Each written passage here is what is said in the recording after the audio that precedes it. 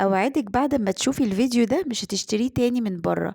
بصدر ونص بس من الفراخ هتعملي الكمية دي كلها بطريقة سهلة وبسيطة والطعم خطير. عندنا بقى عيش توست كده، بدأت ان انا اجيب 4 وحدات كده وهبدأ ان انا اشيل الحواف بتاعتها، وتقدري تستبدليه بالعيش الفينو وهناخد القلب بتاعه.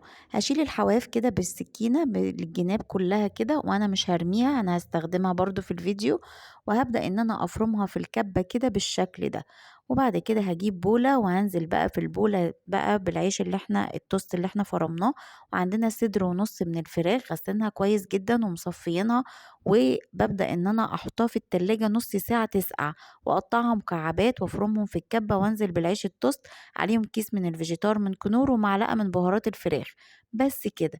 هفرم الكلام ده كله في الكبة، وهنزل بقى في بولة كده وابدأ ان انا اشكله اي تشكيل انت عايزاه تحبيه اعمليه. هيكون جنبي بولة كده وهبل ايدي بشوية زيت، وشكلي بقى التشكيل اللي انت عايزاه، بيضاوي مدور، الشكل اللي انت عايزاه ويريحك اعمليه. كيس تلاجة بقى وصينية، وابدأ ان انا ارص الناجتس بتاعي. طريقة تانية تقدري تفرديها بين كيسين تلاجة، وبالنشابة كده تبدأي تفرديها كده على شكل مربع، وقسميها بقى بأي قطاعة عندك، بكوباية، بأي شكل انت عايزاه المتوفر عندك اعمليه.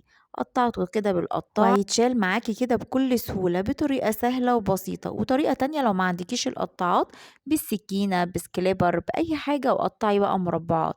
أهم حاجة بين كل طبقة وطبقة تحطي كيس تلاجة، حطيهم بقى في التلاجة كده لمدة نص ساعة. التوست بقى اللي كان طالع كده من الحواف حطيته في الفرن كده ونشفته وفرمته في الكبة فرم ناعم. هجيب بقى بولة واحط بقى التوست اللي احنا فرمناه على كيس فيجيتار من كنور، نص كوباية من البقسماط، كوباية بقى من الكورن فليكس اللي هو الأصفر ده، تلاقيه كل ده موجود عند العطار. تعالي بقى نحضر بقى الكفر. هنجيب بولة وانزل فيهم ببيضتين، وعليهم ربع كوباية من الحليب أو اللبن، وربع كوباية من المية، وملح وفلفل أسمر. هنقلب بقى كل المكونات دي كويس جدا. يبقى كده حضرنا الطبقتين بتوع الناجتس بقى طلع من التلاجة. هنزل في البيض واللبن، وبعد كده انزل بقى في الكفر بتاع البقسماط، ولو عايزة الكفر سميك شوية حطيه بقى في البيض تاني، وبعد كده البقسماط. خلصنا كل الكمية ما شاء الله تبارك الرحمن، كمية حلوة جدا.